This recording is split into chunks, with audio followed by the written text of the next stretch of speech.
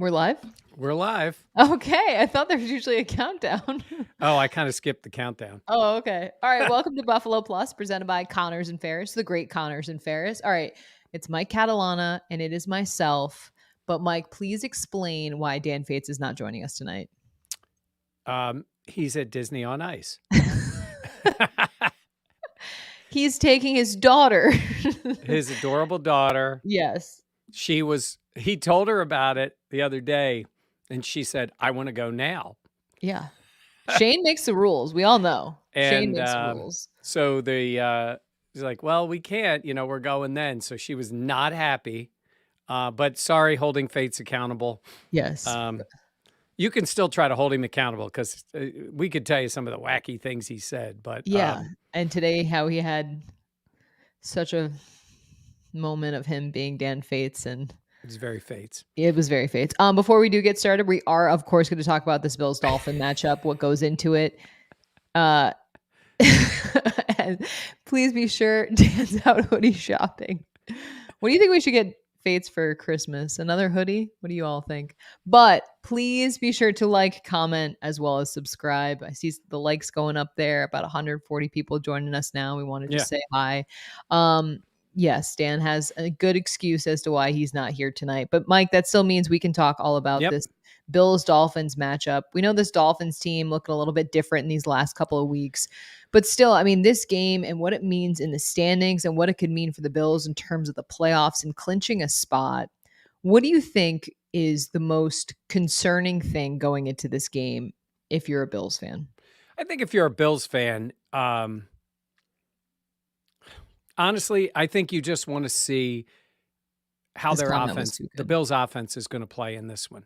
Yeah. Because it hasn't been great. It hasn't been what we had expected. I think the defense comes to play. I thought the defense actually played well in Miami against them. It was a weird game. Tua got knocked out, came back, the whole idea of whether he should or shouldn't have. But no, I think the Bills are prepared. Honestly, I think it is. I think it's about the Dolphins. This game is about the Dolphins. They're at honestly, I always say to you, it's either win or panic. It's borderline crisis mode for them because they've been challenged and they failed the challenge the last two. Now, they can make up for a lot of that coming into Orchard Park and winning. But, they got handled by the Niners with, Purdy, who looks like he's playing pretty well. Yeah. And then the Chargers took care of them with all their injuries on defense. Chargers are getting better, too. That's a pretty good team. That's a better team. They're getting healthy, all that. But, yeah.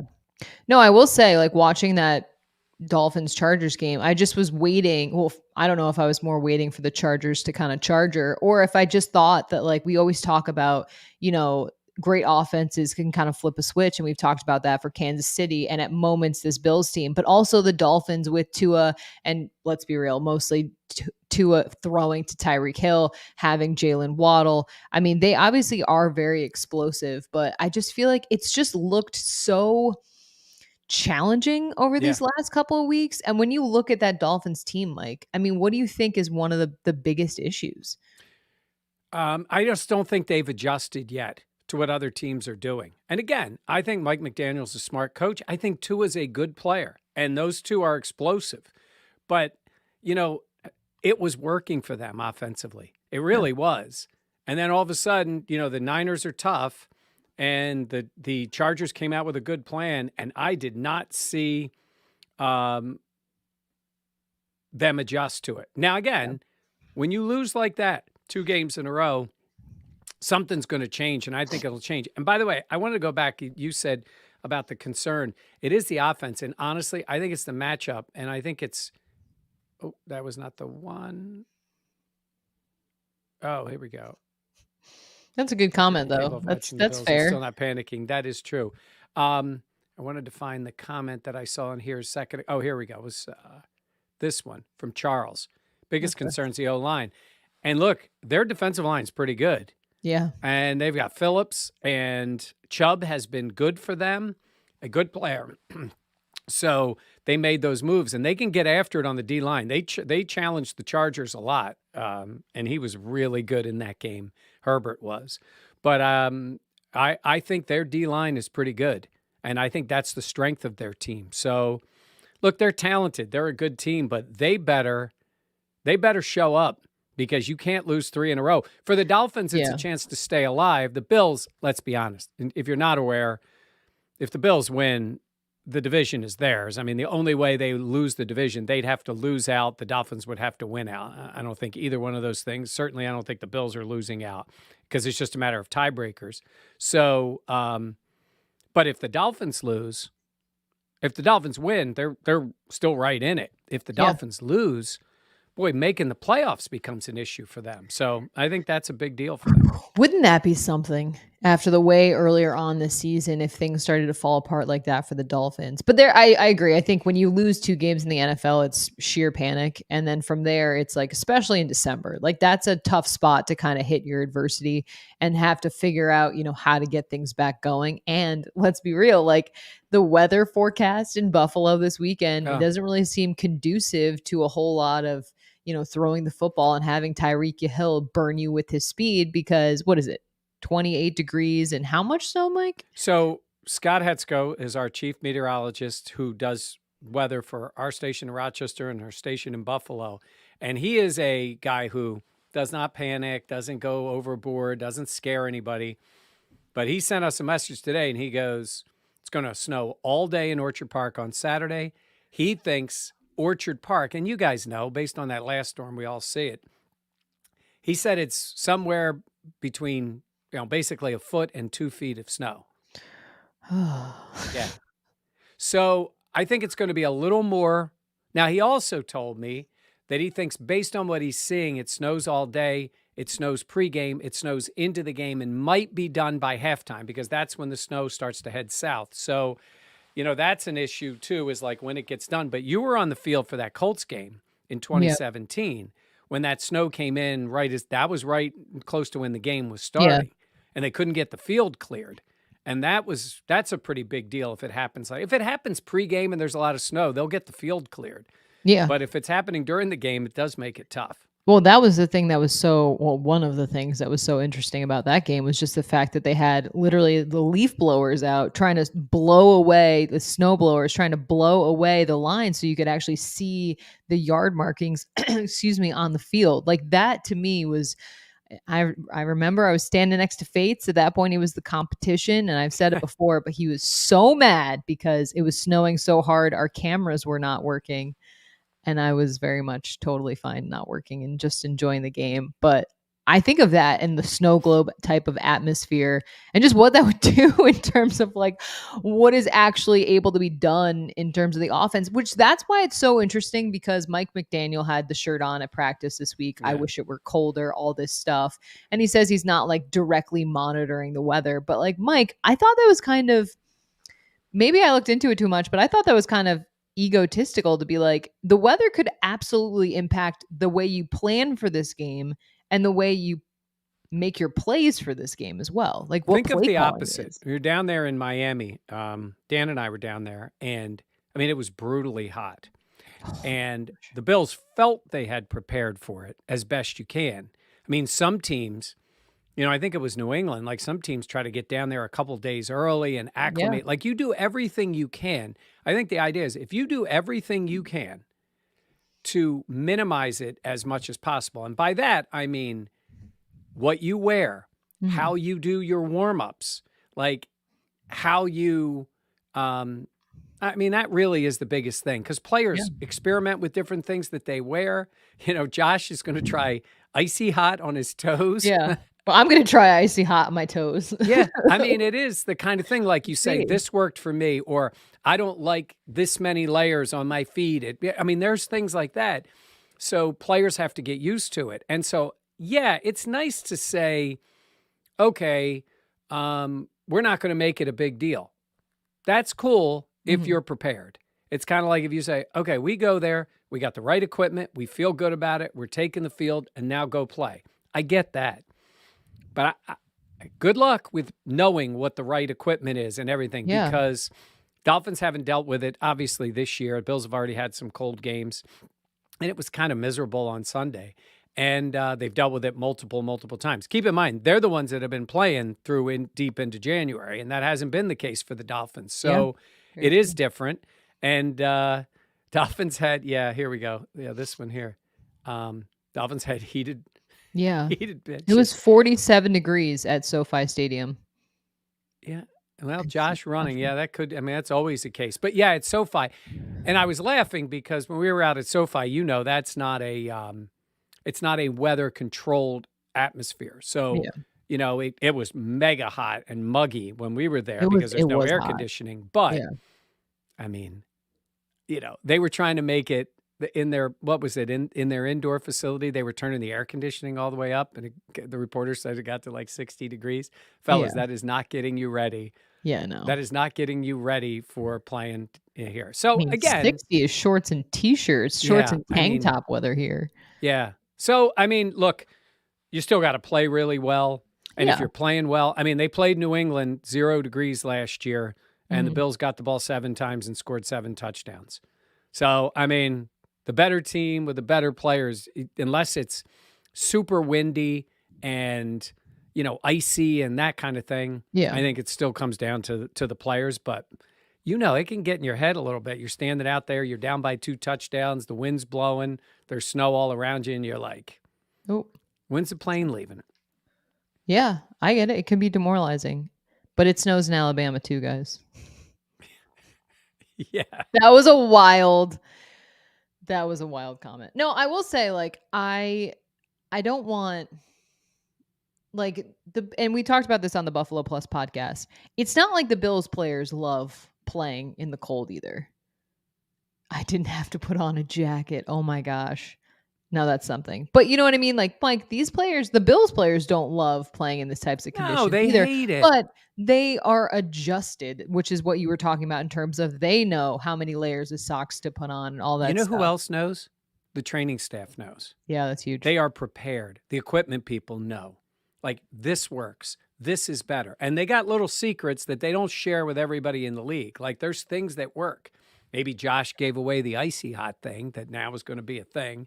But no, the idea is, they got little things that they know and they can be ready for it. But look, we asked Josh about it yesterday and he's like, it's cold. It's cold. Yeah. I think he hates it. I think he hates playing cold. Jordan Poyer said the first time he came to Buffalo, he was playing for Cleveland. He got off the plane, he got outside, and he was like, that wind hit him. And he had been in Cleveland. And he was like, I hate it. I do not want to be on that field. Now, of course, he was also playing for the Browns, which might have contributed to it. But he was like, I don't want to be out there. And think about that, though. He ended up signing with Buffalo, which is kind of funny, isn't it? Because the next year he was playing for the Bills. Maybe just being with Cleveland made him not want to have the will to play. Yep. But yeah, no. All right. What kind of game are you expecting? Because I've gone back and forth in my head and I'm trying to figure out how much weather will affect this. And I don't want the Bills know what's at stake at this game too. I know we joke about the weather and how much more prepared Buffalo is, but this is a big game. We always talk about how much Sean McDermott harps on winning the division. And early on this season, Mike, we know at one point they were 0-2 in the AFC East. They know how important these games are, especially late in the season. What kind of game are you just expecting to see out there on Saturday? Because, it's hard with the weather. I'm not sure how much things will get affected. Yeah. I think they have learned how to win these kind of games. The cold, not just cold, but maybe winning a little uglier, winning a little tighter. They've been good in those. They have won 4 in a row and they're 10-3. Last year they were 7-6 at this point, and that team still should have gone to the Super Bowl. They should have. So it is funny. They were 7-6. We were down in Tampa. They lost that game. And remember, we were thinking they came back in that game and they found something. Mm-hmm. And they did, because then they started winning. They didn't play great offensively down the stretch, but they won. And then they got in the playoffs and they were really good. So what am I expecting? Honestly, I really am. My biggest concern offensively is the offensive line. If they give Josh some time, I think Beasley's going to get 12 catches for 180 yards. I think he's going real conservative there. I think he's going to play. I think you signed him to play. I do too. Yeah. Because they signed John Brown. They put him on the field. Now, he wasn't playing a ton, but he was on the field. I think Beasley knows the offense. Josh knows him. I think he can step right out there and give them snaps and move the other guys around. So I think he plays. But honestly, I don't know why. I've been pretty close on the scores, the Bills winning these games. I thought they'd win the Jets game. I thought they'd win the New England game kind of handily. I think I had them by 14. They won by 13. Mm. I gotta say, I've got them winning this one 33-17. I think they dominate the game. Wow. Yeah, I think they're the better team. I'm it's more to me just about the Dolphins. I actually started to think like, okay, this team's pretty good. And they are. They have talent, but you got to prove it at the right time. And this is the right time for them. Now again, they could step up, after losing in LA and losing in San Francisco, they could step up in Buffalo, but Tua hasn't done that. He has not played well against the Bills, has not played well. He did win the last game, but Yeah, he did. didn't. He wasn't great in that game. It was a weird one, but Yeah. what kind of game do you think it'll be? I think it'll be lower scoring only because of the weather. Like, I think it's going to be kind of hard to, I don't know if things will be slippery, icy, windy, one of those things, but I had it about 24-13, Yeah. but a comfortable Bills win. I just think the 24 is more like the Bills will be able to get a couple touchdowns in. I think Tyler Bass will knock a few through. I just feel like this team has been scoring. It's so funny when we say that they struggle, they still somehow manage to. Isn't it unbelievable? Yeah. They're like, wow, the offense didn't look great today. And you're like, well, they won. It Yeah, was 30 to whatever. I looked at the points. Their points are very similar to this point a year ago. Their total offense is very similar. I was trying to think, have they run that many less plays? I just don't think it looks as It feels good. different. It feels different. Yeah, 27-10. 27-10. Yeah, I'm just looking at the different. Yeah, 20-13, 31-14. Yeah. Like the Bills really struggled last game on third down. That is something that it's like I want to see. Defensively, you're talking about, or both? Well, third and long as well. Yeah. Yeah. I mean, that was.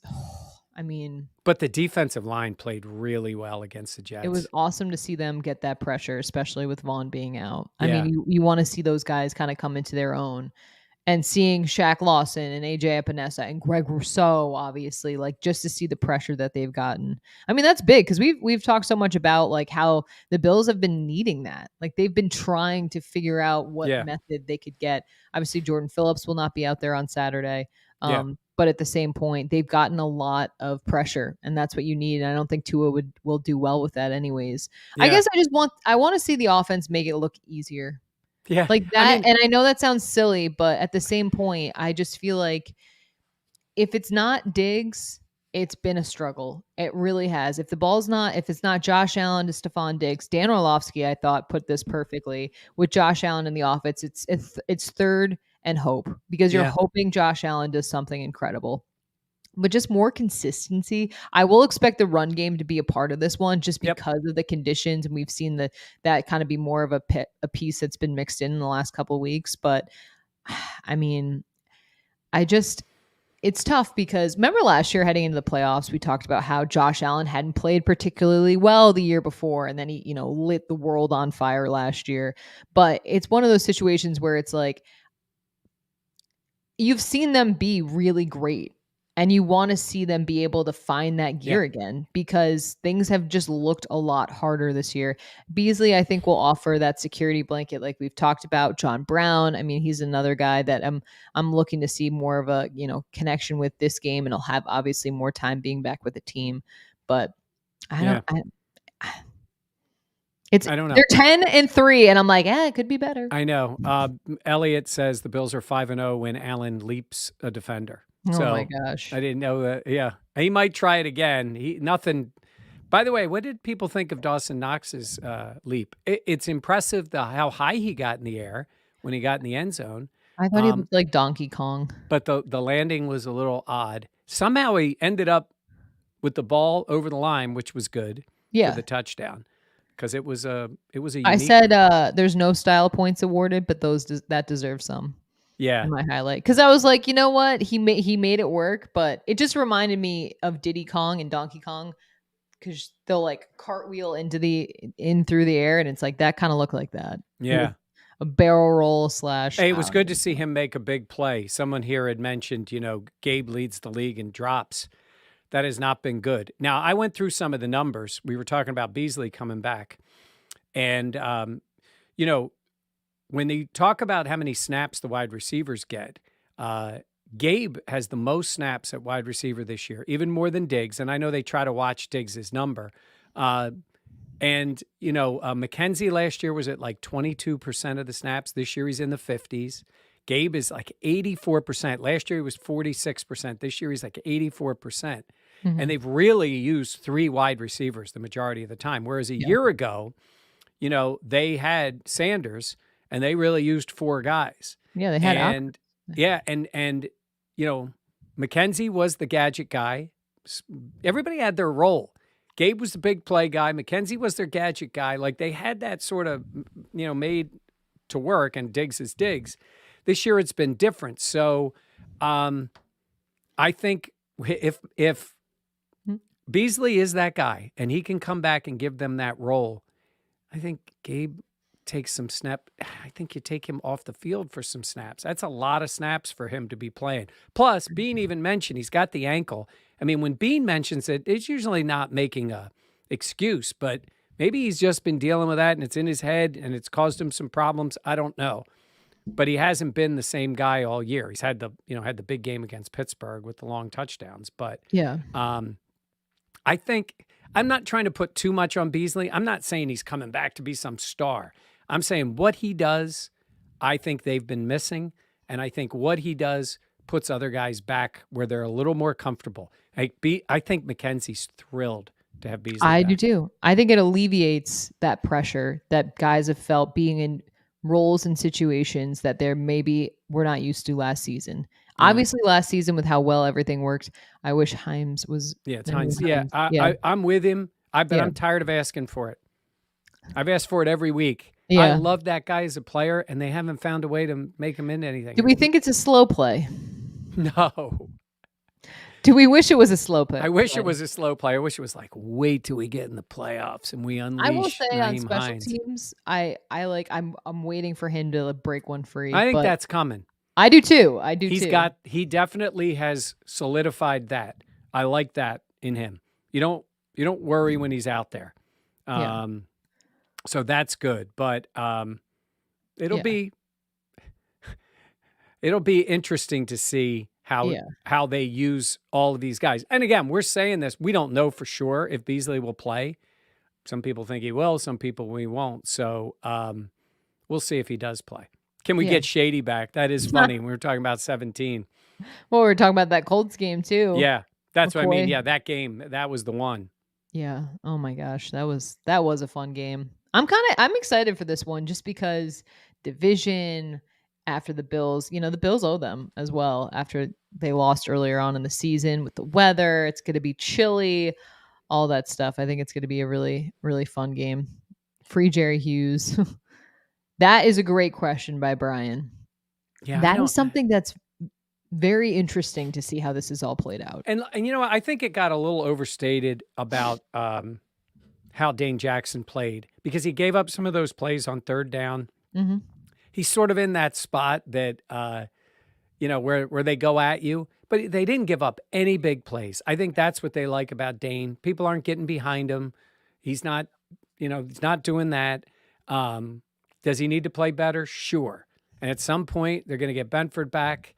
I'll be interested to see who plays in this one and how much they play. I think Dane's playing again.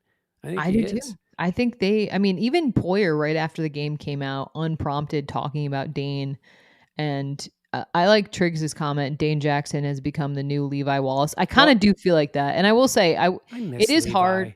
I liked Levi.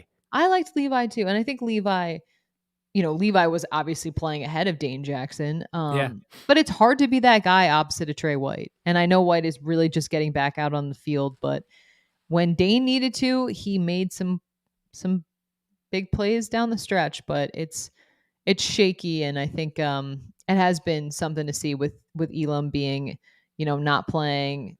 1 week Xavier Rhodes is active, then he's not, all the things that go into it. Because let's be real. I mean, with Kaiir Elam, the Bills used their first pick on him. That is something to consider moving forward. So Yeah. That's where the frustration Hey, part look, comes into they play. have high expectations for him, and they're talking about him sometimes like he's like the 6th round pick or a free agent or just a veteran that's been around. They're like, yeah, well, it was a numbers thing. I mean, come on. You're in need of a corner, and he's not playing. So that's interesting. Somebody asked, where can I watch? The game's on NFL Network. If you're in Yes. Buffalo, Channel 7 has the game. We're not allowed to show it in Rochester on TV, so it's there. And I think I was told if you sign up for that NFL Plus, you can get the game too. Mhm. So it's on NFL Network and NFL Plus. I don't know if that's like a weekly thing you can pay for or whatever. I think it's And just a flat rate subscription. yeah, and I'm sure there's other ways people put it on. There's actually a article on the 13wham.com website that has ways in which you can watch the game. There are local bars or bars that are showing bars it. will have it. NFL. I mean, but it's NFL Network, but I do think that's a big thing. So Yeah, I mean, I think Saturday. it's definitely something that people have to consider. You can't just sit down and turn the game on. You have to, well, unless you have NFL Network, but yeah, I think this should be a good game. We'll see. We'll be down there. We'll be out there. Well, Mike will be up there in the press box. I'll be down there on the field. Let me tell you something. I said this already today. People say to me, "Oh, Mike's going to be in the press." Guess what? I'm very happy to be in the press box. I've been around these games a long time. It's cold on the field.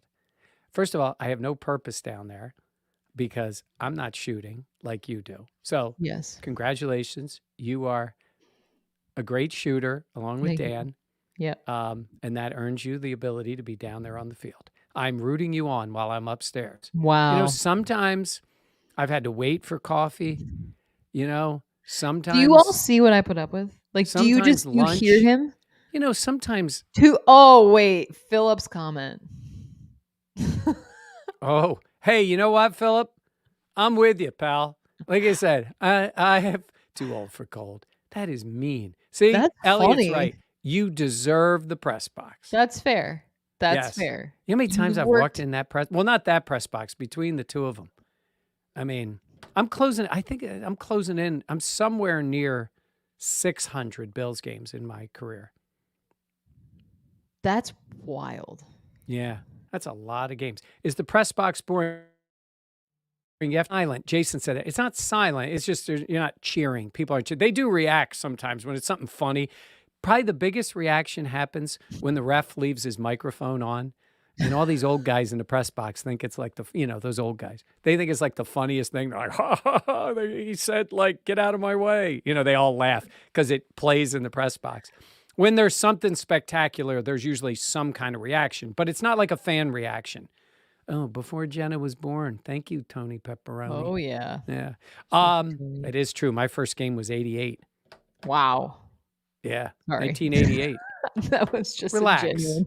Relax over there. It was just a genuine reaction. Yeah, I will say, the press box is interesting because the glass it's enclosed, obviously. So when there is a big play or a touchdown, sometimes it's like a very muted reaction. It is. It's weird. Now, when we were in Detroit, yeah.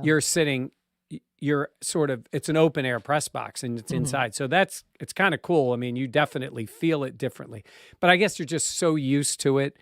The atmosphere there, and they're all different. It's pretty cool. Yeah, it's a good spot to be. And when the weather is nice, you sort of think like, oh, it'd be nice to be down there on the field. But back in the day, I used to be able to be down on the field and bring somebody with me. Like we'd have a photographer and then I'd be down there and I brought my dad to the game. That's really cool. And I have this video of Randall Cunningham. I've shown you the video. Randall Cunningham of the Eagles running. And our photographer was behind the play. And you see me in the distance grabbing my father by the arm and pulling him out of the way so Randall doesn't run him over.